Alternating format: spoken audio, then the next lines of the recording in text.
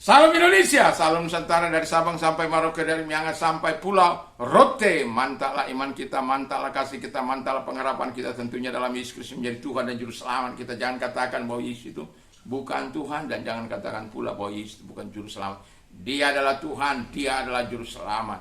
Kalau engkau percaya engkau akan diselamatkan di bawah di kolong langit, di bawah kolong langit ini tidak nama lain yang oleh manusia kita dapat diselamatkan terkecuali dalam nama Yesus. Puji nama Tuhan.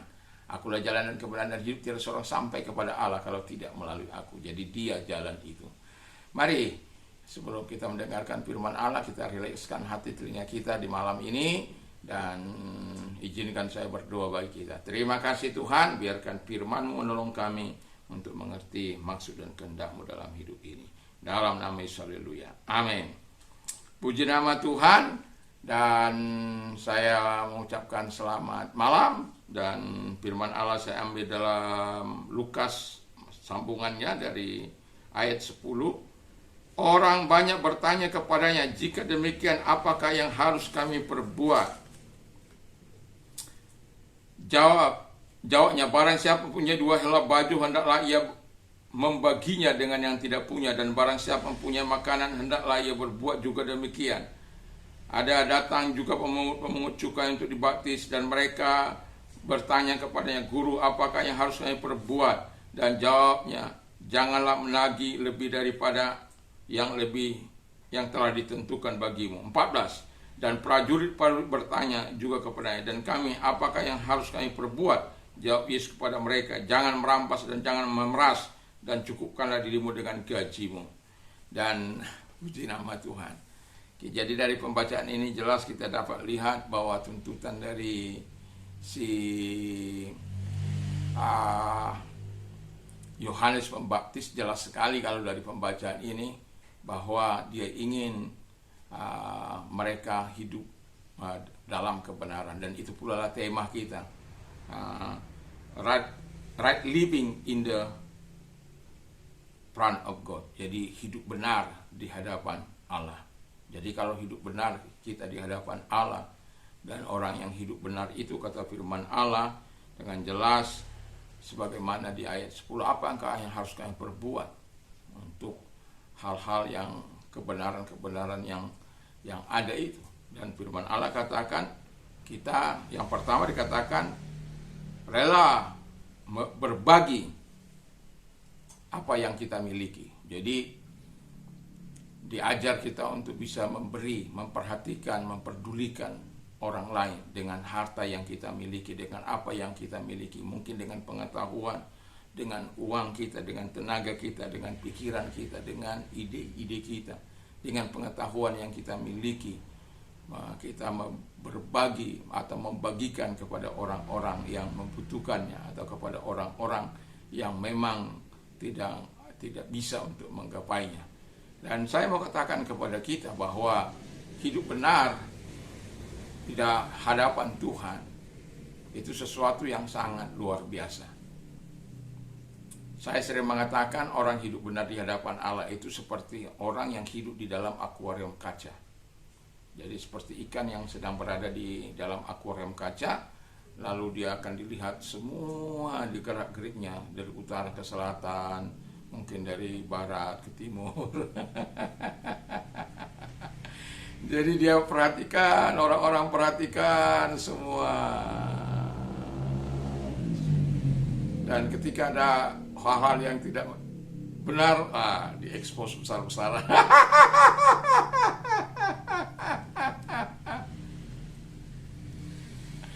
Ya, tetapi saya mau katakan kepada kita, itu benar di hadapan Allah, kita punya kekuatan yang daripada Tuhan. Ada Roh Kudus, ada firman, ada Bapa itu sendiri yang memberikan kekuatan, yang rela tinggal dalam kehidupan kita sebagai orang-orang percaya.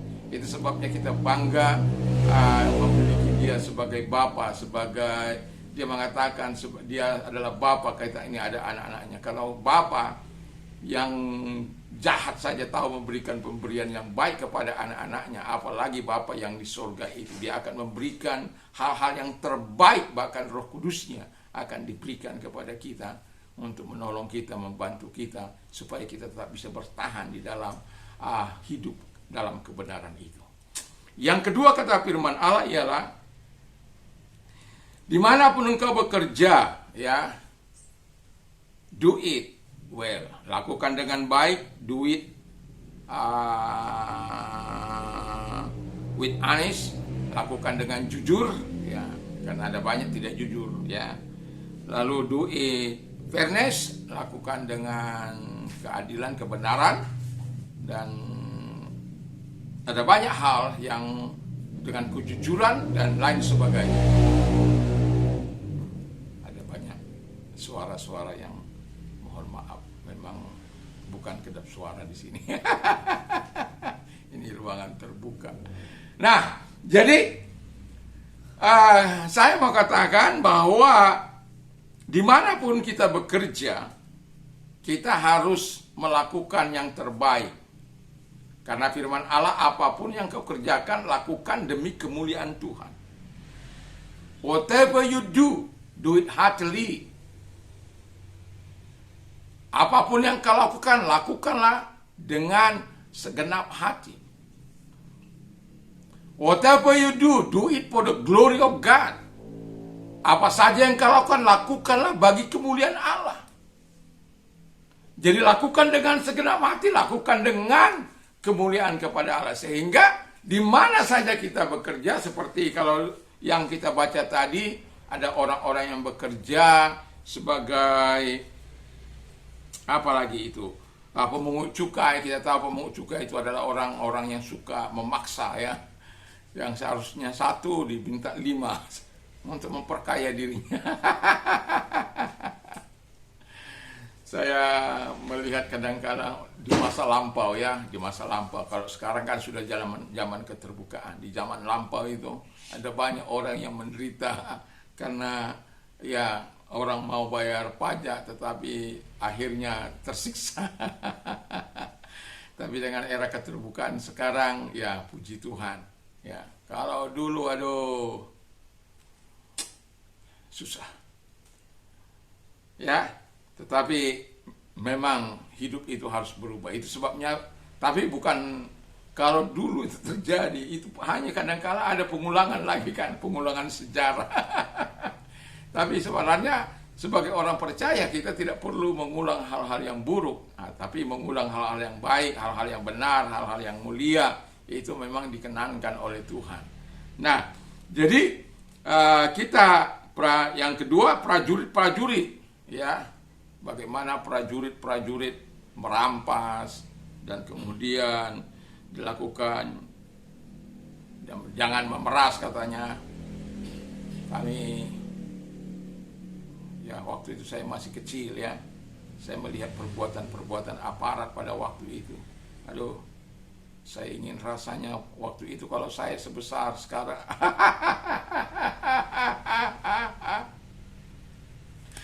Mungkin kalau sudah dewasa kan berbeda mungkin, ya. Tetapi, ya, itu di masa kebodohan.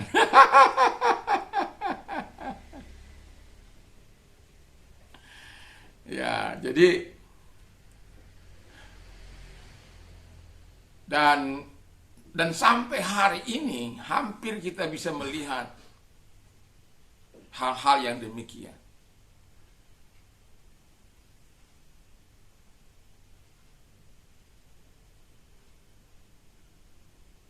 Tapi kita mau bilang apa?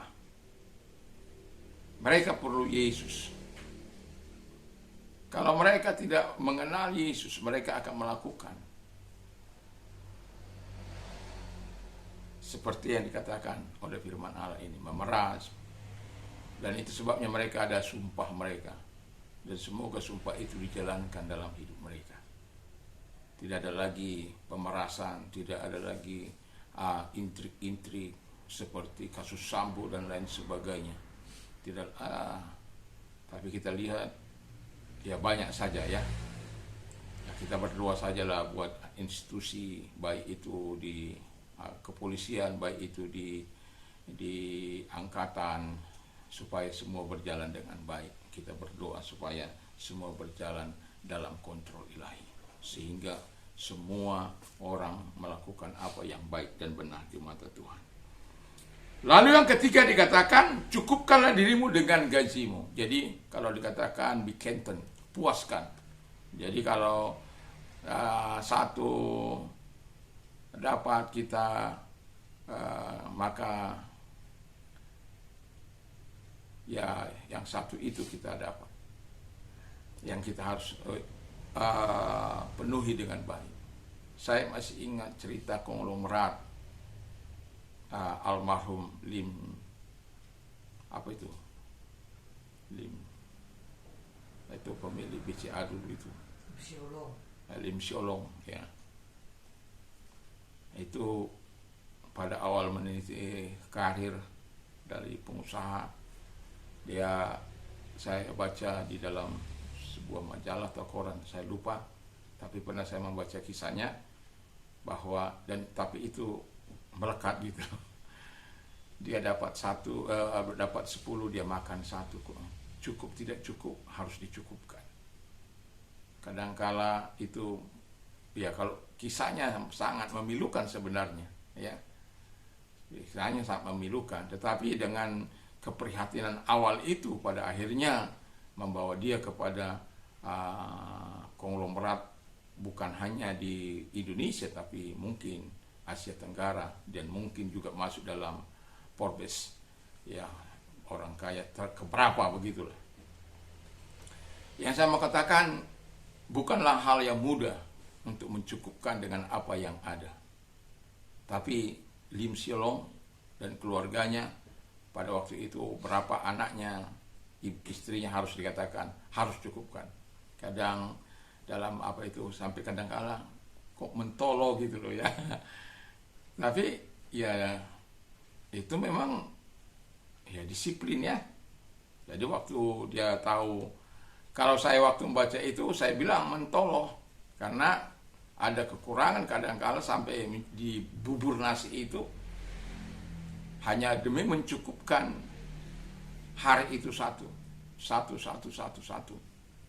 Jadi ya semakin lama semakin semakin baik. Satunya kan sudah mungkin berkembang. Satunya di 1 tahun awal mula mungkin akan berbeda 10 tahun kemudian, 20 tahun kemudian.